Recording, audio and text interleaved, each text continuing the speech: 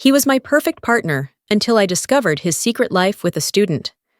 My husband is in love with his student. I have no idea what to do. My name is Emily, and from the outside, our lives probably looked like a neatly laid out sequence of ideal milestones. But sometimes, what you see on the surface doesn't quite tell the whole story underneath. My husband Michael and I met during our sophomore year at the University of Michigan. We were both pursuing degrees that promised intense careers, mine in architectural design, and his in medicine. Our paths crossed in an elective class, History of Modern Europe, a subject far removed from our major fields, perhaps explaining why we noticed each other among the crowd of future doctors and architects.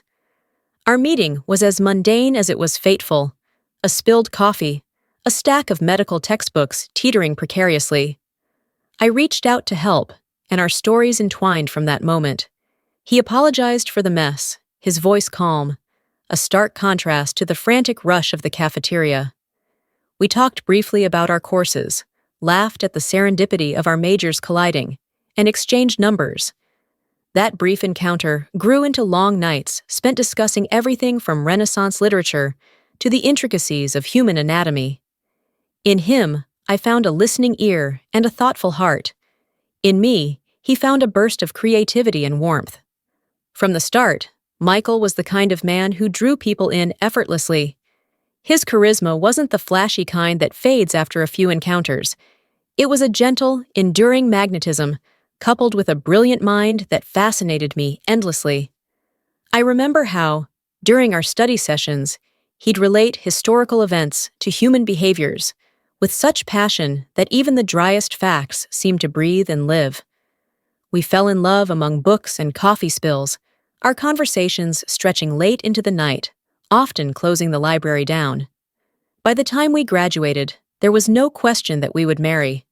We were married 2 years after my graduation, in a small, intimate ceremony, surrounded by family and friends.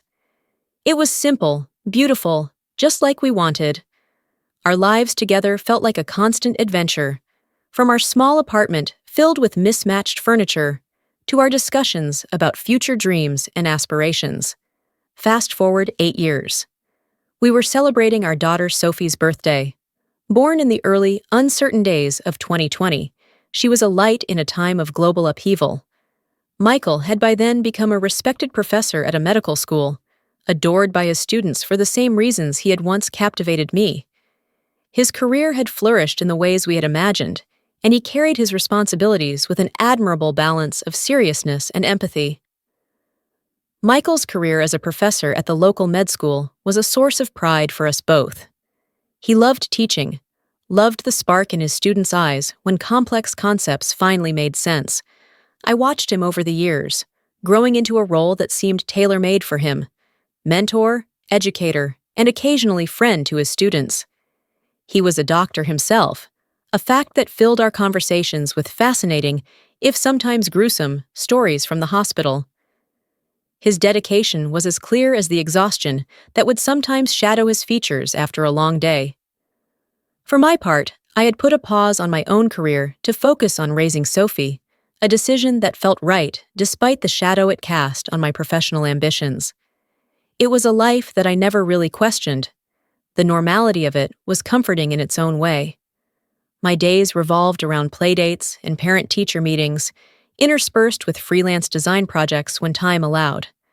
Michael and we were a team, or so I believed, navigating the challenges of parenthood and professional life with a kind of synchronized rhythm that most of our friends envied. Sarah, a fellow academic in Michael's department, had become one of my closest friends through these years. Our friendship was one of those fortunate relationships that extended beyond mere convenience and entered the realm of genuine affection and respect. Sarah had been there through every major milestone: my pregnancy, Sophie's birth, and every minor crisis in between. She was vibrant, outspoken, and fiercely intelligent. Our friendship had started on mutual professional respect and a shared love of old jazz music. She knew Michael as well as anyone could in the professional maze of academia.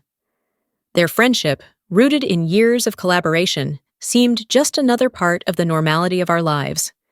She was a constant in our lives, trusted implicitly by both Michael and me. Sarah had always been straightforward, which made her recent behavior all the more puzzling to me. In the weeks leading up to that unsettling lunch, I had begun to notice subtle changes in the way she spoke about Michael. It started with offhand comments that seemed to hover on the edge of caution, suggesting I keep a closer eye on him, not just as a husband, but in his professional sphere. Each time such a suggestion surfaced, she would quickly steer the conversation towards less delicate topics, like department politics or upcoming college events. "Just watch how he is," Sarah would murmur, as we watched Michael interacting with colleagues at a faculty gathering. Then, seeing my furrowed brow, she'd laugh and wave off her previous comment. "I mean, look at how he manages to charm everyone. You snagged quite the catch." It was disconcerting, this pattern of hinting at something amiss and then retreating into platitudes about Michael's charm and professional dedication. My trust in Michael was unwavering. He was not just my husband, but also the father of my child, a man who had always upheld the highest standards of integrity and affection in our marriage. How could I suspect him of untoward behavior? Michael was deeply involved in his role as a professor. He had always taken his responsibilities seriously, providing guidance and support to his students while maintaining professional boundaries. His love for us was evident, his commitment unwavering. So when Sarah insinuated there was something I should be wary of, it felt like a betrayal of the trust I had in him. Each time Sarah made these cryptic comments, I observed Michael more closely, looking for any sign that might justify her insinuations. Yet nothing seemed out of place. His interactions with colleagues and students were as they had always been, respectful and professional. At home, he was the attentive husband and loving father, often talking about his students with pride, but never crossing the line into inappropriate fondness or familiarity. But Sarah's behavior grew increasingly odd. At times she appeared distracted, her gaze lingering on Michael a little too long during social events, her comments more pointed, tinged with an urgency I couldn't understand.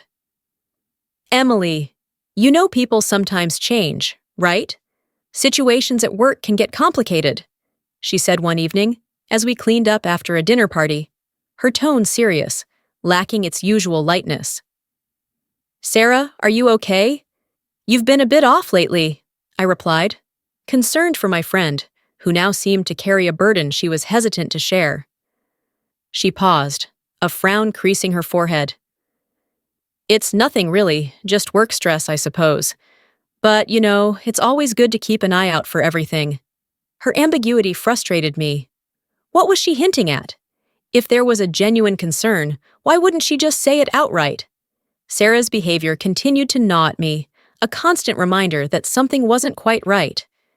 Yet every time I looked at Michael, every time we shared a laugh or a quiet evening together, Sarah's insinuations seemed ridiculous, almost offensive. How could I doubt the man who had been by my side through every significant moment of our lives together? As the weeks passed, I tried to dismiss the unease that Sarah's words had instilled in me. I focused on our family, on the upcoming holidays, on the simple joys of our daily routine. Michael was as present and engaged as ever, his demeanor at home not reflecting any of the concerns Sarah had subtly tried to plant in my mind. Then came the lunch in December, a turning point that forced me to confront the nagging doubt Sarah's strange behavior had sown. We met at a small cafe, a neutral space away from the familiar settings of work or home. Sarah seemed particularly tense that day, her usual vibrant self shadowed by a seriousness that immediately put me on edge. We ordered our food, and for a few moments, we engaged in the usual pleasantries. But as the waiter walked away, Sarah's demeanor shifted. She looked around, ensuring no familiar faces were within earshot, and then turned to me with a sincerity that instantly chilled the air between us. "Emily, I've been beating around the bush for too long, and I'm sorry for that. I need to tell you something important about Michael," she began, her voice low and steady. "It's about him and a student." I felt a cold knot form in my stomach. The vague hints, the changed behavior, all led to this moment. Despite my deepest fears, I had believed in my husband's fidelity, in the sanctity of our life together. Sarah's next words would challenge everything I thought I knew, forcing me to see beyond the facade of normality that I had clung to so desperately. What she disclosed next wasn't just a revelation. It was a shattering of the trust and reality I had built my life around. Then, out of the blue, she voiced a suspicion that had apparently been troubling her for some time. Something she suggested might be going on between Michael and a med student, specifically a bright young woman who was not just any student, but one who seemed to look at Michael not just as a mentor, but perhaps something more. The idea seemed ludicrous. Michael had always maintained a professional distance that bordered on aloofness, his interactions with students uniformly marked by respect and propriety. I laughed it off at first. It seemed so out of character for the man I knew, the man I had spent nearly a decade of my life with, who had always seemed as devoted to me and our daughter as he was on the day we said our vows. But as Sarah described what she called yearning looks exchanged and moments caught in the corners of classrooms and hallways, my laughter began to sound hollow even to my own ears. What was I missing?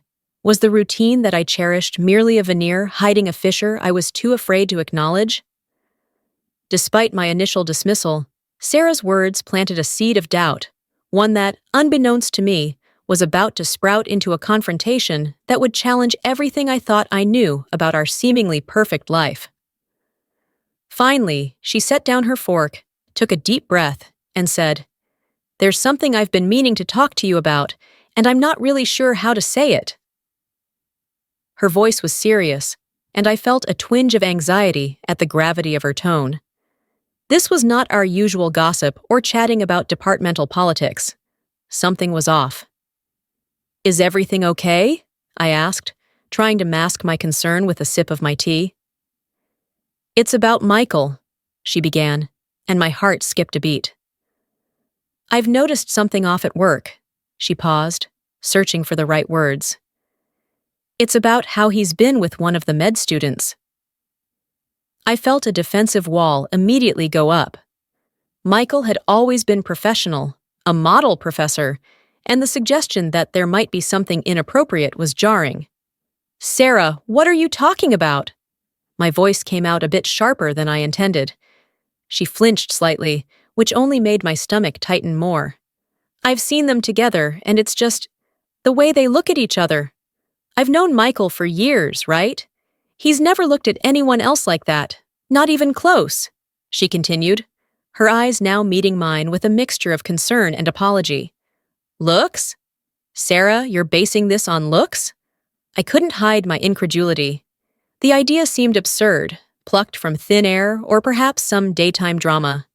It was unlike Sarah to make such vague accusations. "Yes, I know it sounds crazy," she admitted, rubbing her temples. "I wouldn't have said anything if it wasn't so obvious. It's like watching a slow-burn romance movie. He looks at her the way he used to look at you." The words stung more than I expected. A vivid image of Michael's tender gazes in our early days flashed through my mind, his eyes filled with unspoken words and promises. It was painful to think of those looks directed at someone else, let alone a student. "I'm sure you're overthinking it," I said, forcing a laugh that sounded hollow even to my own ears. "Michael is devoted to his work and to us. He wouldn't jeopardize that. It's probably just professional admiration or something. You know how passionate he is about mentoring." Sarah nodded, looking relieved that I wasn't upset, but still unconvinced. "Maybe, but just watch them, okay? I hope I'm wrong. I really do." The rest of our lunch passed in a blur. I kept replaying Sarah's words in my mind, each repetition chipping away at my initial disbelief. By the time we parted ways, a seed of doubt had been firmly planted, despite my efforts to dismiss it. That evening, as Michael came home and wrapped me in a warm, familiar embrace, I tried to see any hint of what Sarah had mentioned. He was the same as he had always been with me, caring, loving, asking about my day with genuine interest. But now, a filter of suspicion tinted my perception, coloring his every action, every smile. Later, as we settled down after dinner, I brought it up casually. "Sarah and I had lunch today," I mentioned, watching his face for any sign of change. "Oh," he responded, looking up from a book. "How is she?" "Good, good. She mentioned something funny, though." I forced a chuckle, trying to keep the mood light. "She thinks you have a crush on one of your students." He laughed to dismiss it as ridiculous. Despite Michael's denials and his sudden criticism of Sarah, something inside me refused to settle. His words, intended to cast doubt on Sarah's integrity and divert attention from himself, only fueled my determination to unearth the truth. How could he suddenly turn on Sarah, a friend who had been nothing but supportive to us both? His accusations seemed like desperate attempts to protect himself, and the discrepancy between his words and his actions left a bitter taste in my mouth. On the surface, I maintained a composed facade. I laughed at the right moments, nodded along to his explanations, and pretended to consider his perspective. But beneath that calm exterior, my mind was racing, piecing together every odd remark, every late night at the office, every unexplained absence that had seemed insignificant at the time, but now loomed large with suspicion. I knew I needed more than just my instincts and Michael's word against Sarah's. I needed concrete evidence, something undeniable. I began by checking our phone records, something I had never felt the need to do before in our marriage. It felt like a betrayal on my part, an invasion of the trust we had built over the years.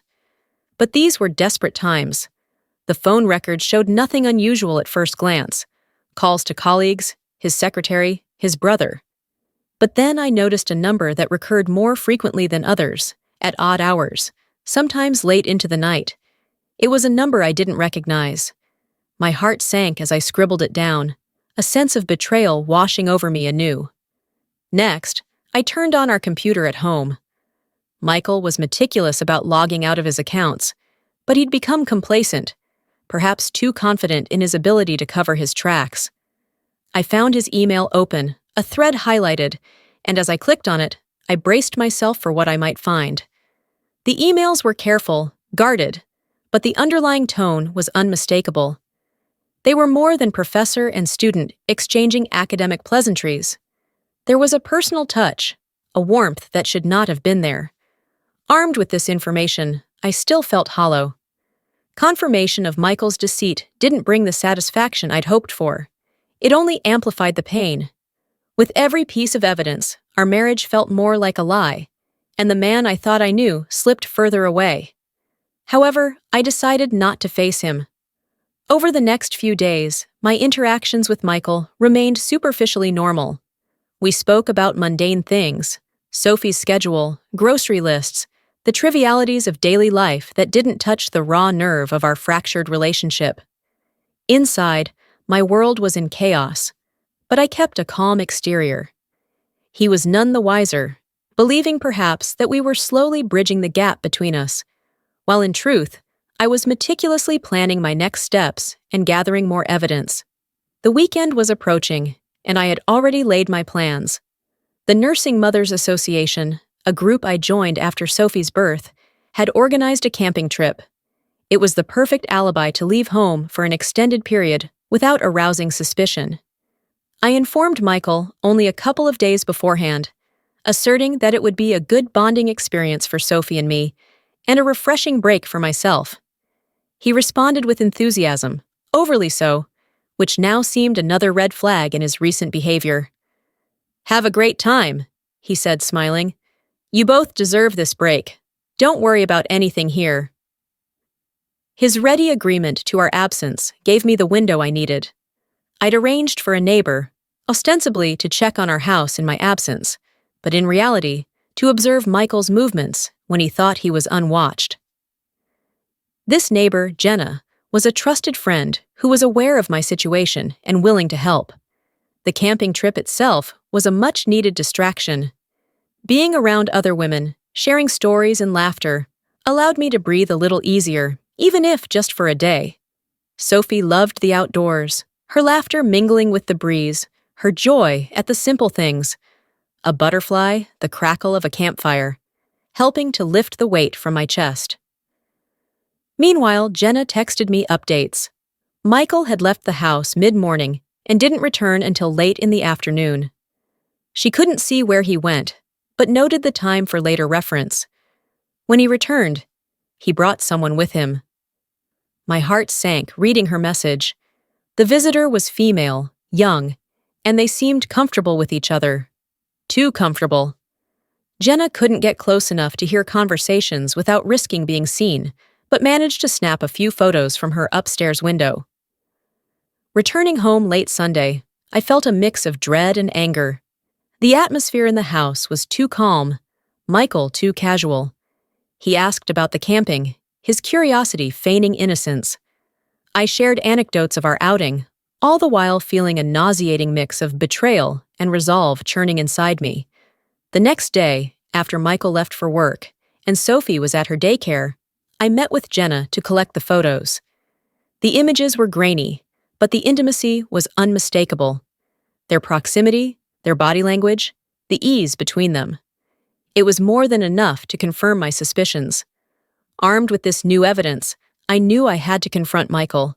But first, I needed more concrete proof. Something undeniable that would prevent him from weaving more lies. I contacted a private investigator, recommended by a lawyer friend. Discretion was key, and the investigator assured me he could discreetly track Michael's movements and interactions. Over the next few weeks, as the investigation unfolded, I maintained a veneer of normality at home. Michael seemed oblivious to the undercurrents, perhaps blinded by his own duplicity or convinced of his ability to conceal his affair. But the strain of living a double life, playing the part of the dutiful wife while secretly orchestrating an investigation into my husband's infidelity, was exhausting. Finally, the investigator provided me with a report. It included times, places, even audio recordings of conversations between Michael and the student. The evidence was damning, irrefutable. They spoke of their feelings for each other, their plans to keep their relationship secret until the timing was right, whatever that meant. With the proof in hand, I felt a cold resolve settle over me. This was not just a fleeting mistake on Michael's part, but a deliberate, ongoing betrayal. I decided it was time to confront him, not just as his wife, but as someone who deserved the truth. The confrontation was planned for an evening when Sophie was staying over at a friend's house. I didn't want her to witness the potential fallout.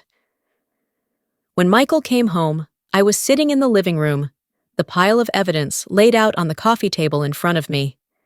He sensed something was off the moment he walked in, his smile faltering as he saw the papers and photos spread out, his eyes widening as he took in their implications. "Emily, what is this?" His voice was shaky, the usual confidence gone. "It's over, Michael," I said quietly, my voice steady despite the turmoil inside me. "I know everything. There's no point in denying it any longer." He sank into a chair, burying his face in his hands. The next few hours were a blur of accusations, tears, and confessions. Michael pleaded for forgiveness, promising to end the affair and do whatever it took to repair our marriage. But something inside me had broken beyond repair. The trust was shattered, and no amount of remorse could rebuild it. I asked him to leave, to give me space to think about the future. He left, defeated, carrying a small suitcase with his belongings. The house felt empty, the silence a stark contrast to the chaos of emotions that had filled it just hours before. In the days that followed, I consulted with my lawyer to discuss the next steps.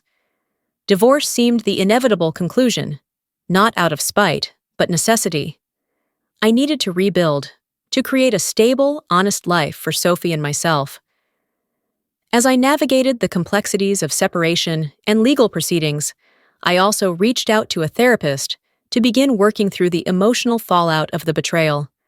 It was a long road ahead, but for the first time in months, I felt a sense of agency over my own life.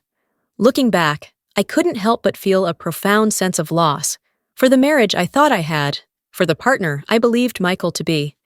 But there was also a growing sense of resilience, a knowledge that I could face whatever came next.